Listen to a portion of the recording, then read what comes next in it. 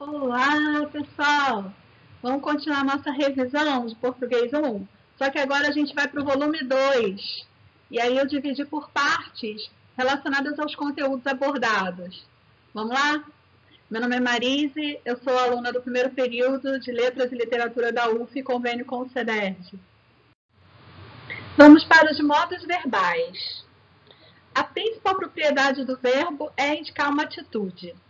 Quando o verbo está no modo indicativo, ele indica um fato certo. Exemplo, João bebeu água.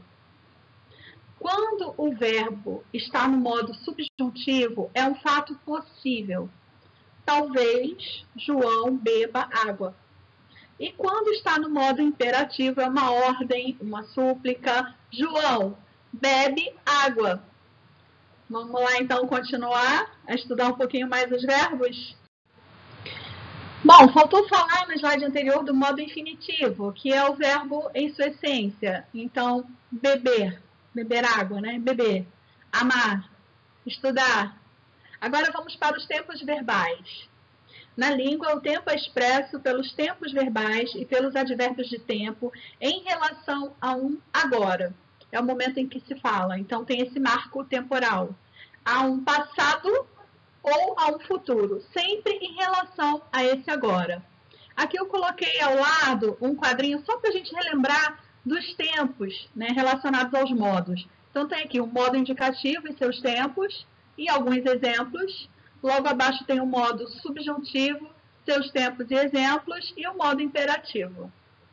É bom a gente relembrar, né, gente? Eu já tinha esquecido um monte de coisas, tive que revisar muita coisa. É importante aquela fase da nossa vida, né, onde a gente aprendeu a conjugar os verbos nos tempos verbais, respeitando os modos, e os verbos regulares e irregulares, tudo isso foi muito importante. Mas a gente está entrando agora numa nova era, que é o emprego dos tempos verbais no texto. Então a gente já falou lá no volume 1 de coesão, de coerência textual, e agora no volume 2 esses conceitos vão ser bem mais aprofundados e a gente vai consolidar, vamos dizer assim, tudo que tem a ver com o texto. Então vamos nos concentrar agora na atitude comunicativa. Nós temos duas atitudes comunicativas possíveis. Uma delas é o mundo narrado e a segunda é o mundo comentado. Vamos para o mundo narrado? Por isso que foi importante a gente falar de tempo verbal, de modo. Por quê? O mundo narrado, ele carrega os verbos nos tempos do passado. Então, a gente vê muitos verbos conjugados no pretérito perfeito, imperfeito, mais que perfeito, futuro do pretérito. Por que isso? Porque na narrativa ocorre um distanciamento dos fatos. Esse é o mundo narrado. Não existe assim, um engajamento do narrador com os fatos. Ele coloca os fatos em relação ao agora, que é o marco temporal, esses fatos ocorreram no passado.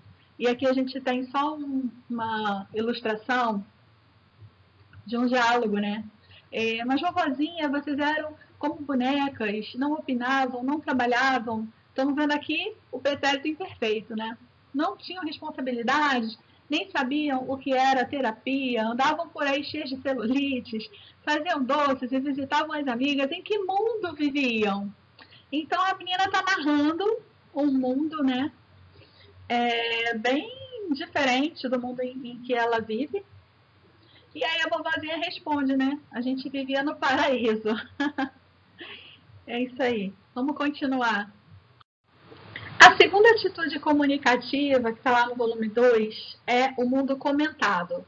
E como é que a gente vai separar e conseguir perceber, né, quando é o mundo narrado, quando é o mundo comentado? Então, a principal característica é a mudança na conjugação dos tempos verbais. Como eu disse no slide anterior, o mundo narrado ele é recheado de verbos no passado, seja no pretérito perfeito, imperfeito, mais que perfeito. Já o mundo comentado, os verbos estão no presente, pode ter verbo também no pretérito perfeito, simples e composto, e no futuro do presente. Mas os verbos que mais se destacam são o presente e o futuro.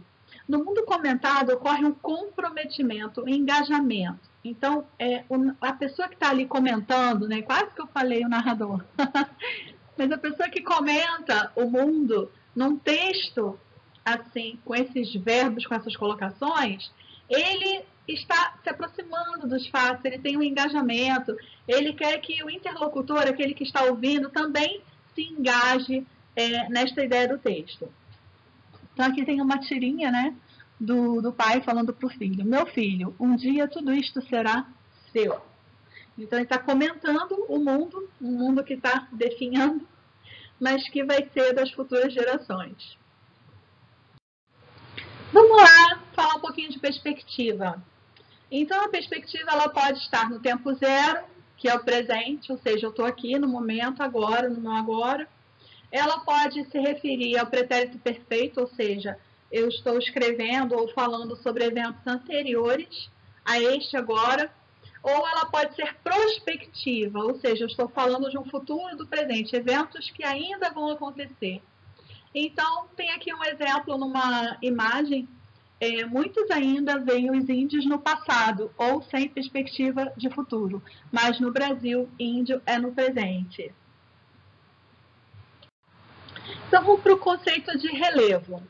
O relevo, ele acontece no mundo narrado e ele divide a narrativa em dois planos.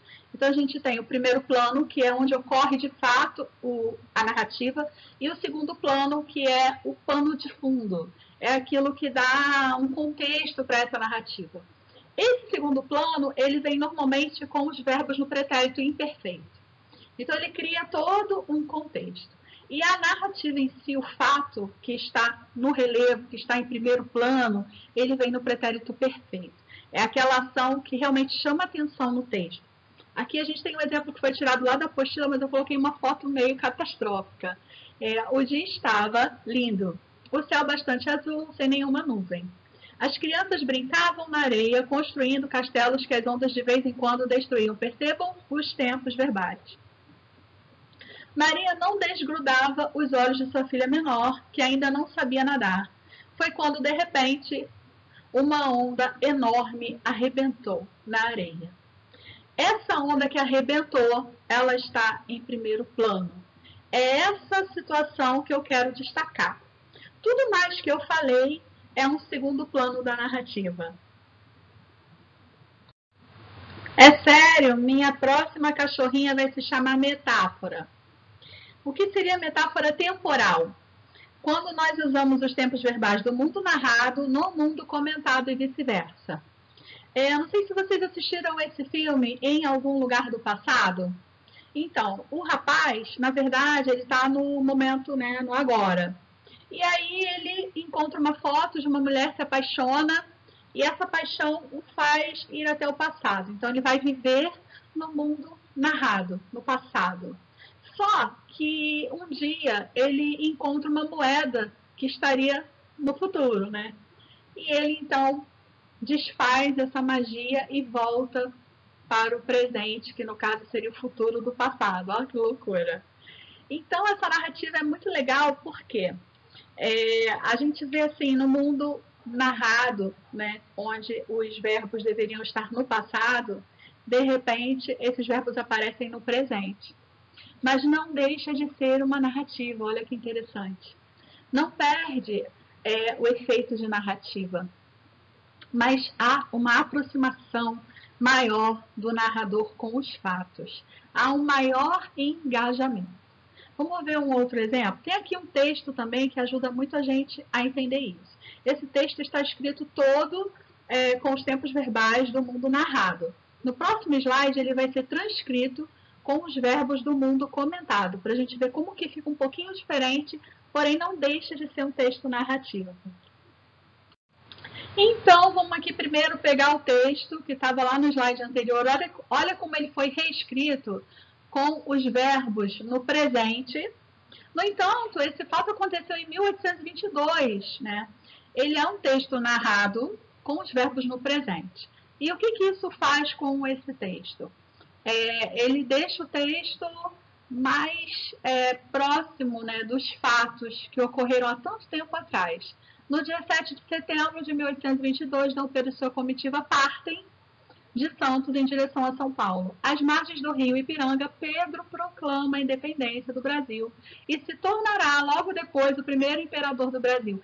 Quando a gente lê dessa forma, com esses verbos no presente e no futuro, parece que a gente está vendo um filme, né? Algo que ainda não aconteceu, embora seja o mundo narrado. Mas a gente sente um maior engajamento, a gente sente uma aproximação dos fatos. Aí está o filme De Volta para o Futuro. Vamos agora para um outro uso possível dessa troca de verbos. Quando a gente usa os verbos do mundo narrado no mundo comentado, a gente tira um pouco a força, a gente tira o comprometimento, torna o texto mais polido, menos autoritário. Um exemplo, o governo tem obrigação de diminuir os gastos com as viagens ao exterior e com a propaganda partidária. Legal. O verbo está no presente.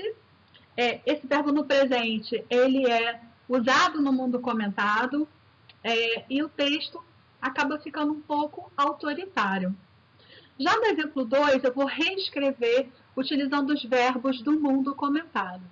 O governo teria por obrigação diminuir os gastos com as viagens ao exterior e com a propaganda partidária. O verbo aí já não está mais no presente, é um verbo do pretérito imperfeito, é uma característica do mundo narrado.